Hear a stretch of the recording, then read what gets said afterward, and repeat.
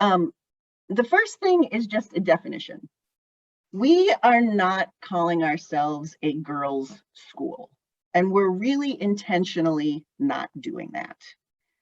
Because for us, any student is welcome at Hatch, regardless of their gender identity or gender assigned at birth. If that student is looking for a high school experience that is designed to support the needs of adolescent women. We have like a whole host of students we imagine might fit that definition, but we're not saying you have to be, a girl on your birth certificate.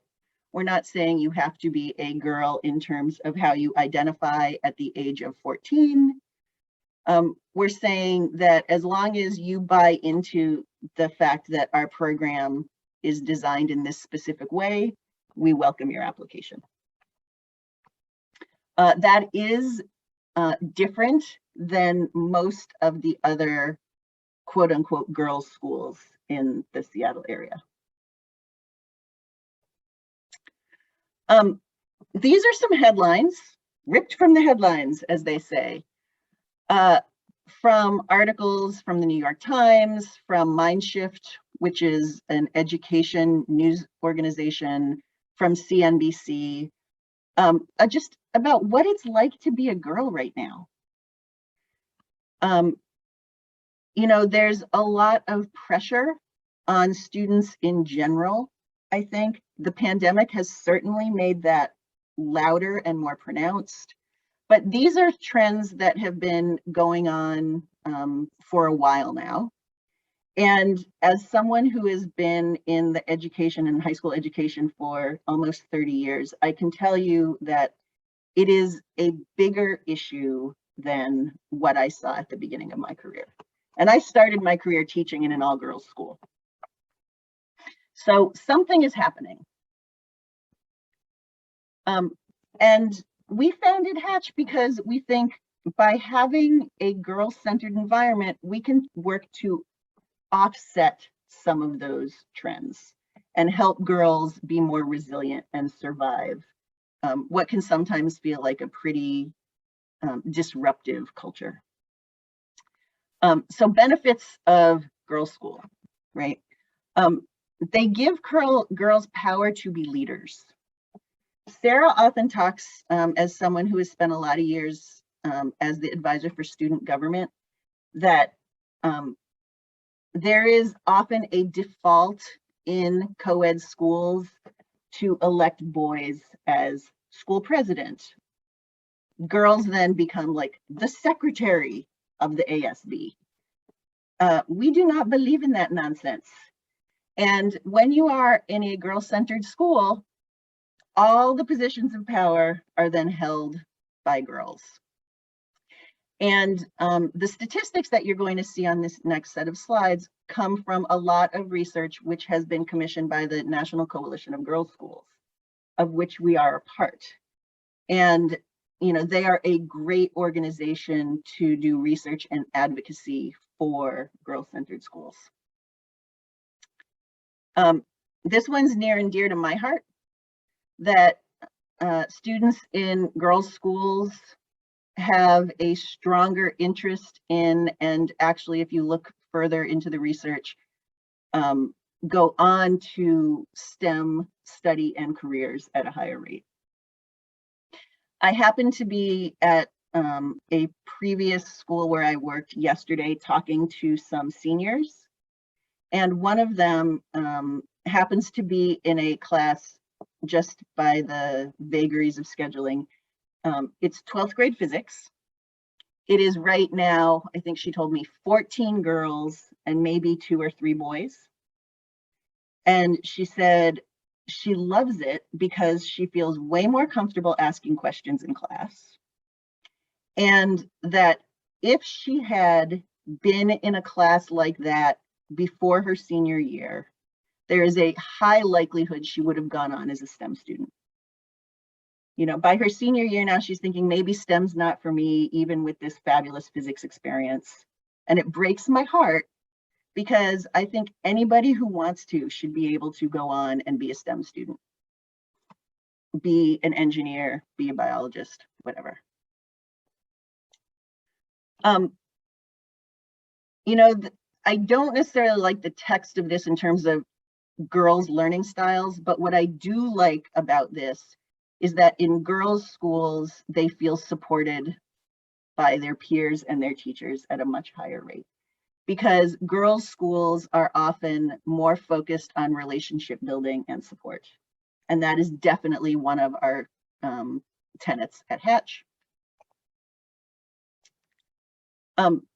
Every girl occupies every role in girls' schools, which means that there is a higher degree of self-confidence because students have had practice doing these things, right?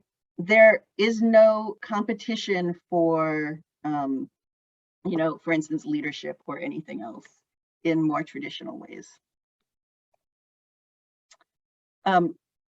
Girl-centered schools are often very specifically designed to raise the voices and empower their students.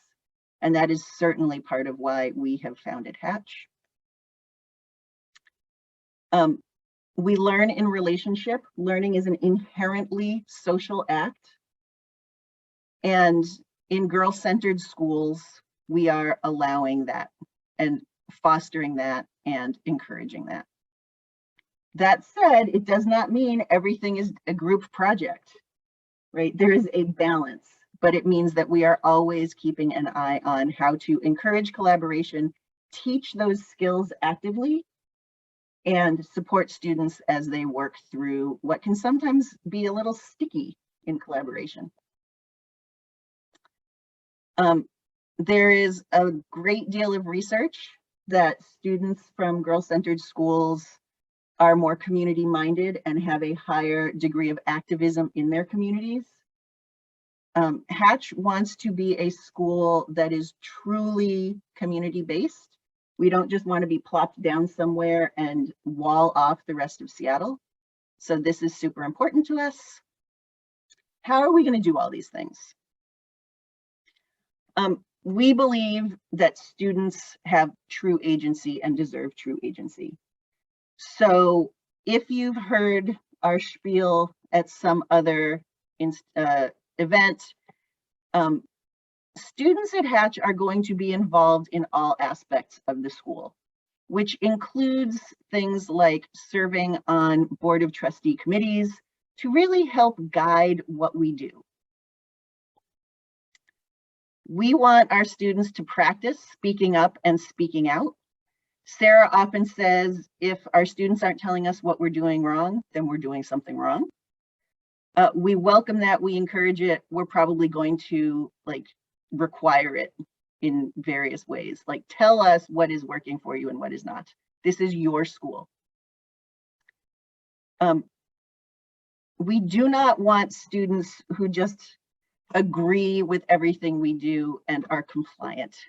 We want students who are active and collaborative with us in the institution and with each other.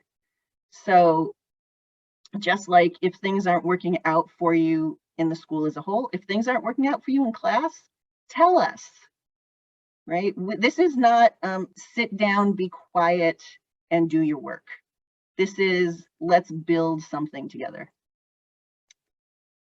Related to that then is the fact that we are not going to have traditional A through F or even numerical grades, right? Those are often a stick in schools if you're following the carrot and stick model of things. And they don't actually foster a love of learning. They don't necessarily foster student growth in the same ways. So we're just getting rid of them. We have a set of paired values at Hatch. We want to show students that sort of this either or way that we often think is not the only way to do things and probably not even the best way to do things. So we are going to have high expectations for all of our students, but we are going to give them the incredible support they need to meet those expectations. We want students to understand that they can be excellent and balanced. And maybe to be balanced, you don't have to be excellent at everything, right? We have developed this culture where we expect kids to be able to do everything they try at the highest level. I don't know about you, but that's not how I function. And I think it is unhealthy for us to teach kids that they need to do everything all the time at 100%. Schools are about individuals and schools are about communities. So we believe in stressing both of those. And last but not least, there is structure, you know, the way the school day works, for instance, but there is also flexibility. How can you personalize and individualize your Hatch education? And lastly, you know, we're really about modeling. And if the choices that you have been given are not good ones, then what do you do? How do you take stock of what you need and create your own path? And really, that is the story of Hatch, right? Sarah and I saw schools that didn't do what we thought adolescents in Seattle needed. And we decided to take this brave, bold step of starting a new one. And we don't want students to leave us thinking that if they have two choices, both of which feel that they are unsatisfactory, that they are stuck with only those two choices, right? They will have some skills, some knowledge, and, you know, maybe above all, the confidence and self-confidence to say, I reject that reality and substitute my own, in the famous words of Mythbusters.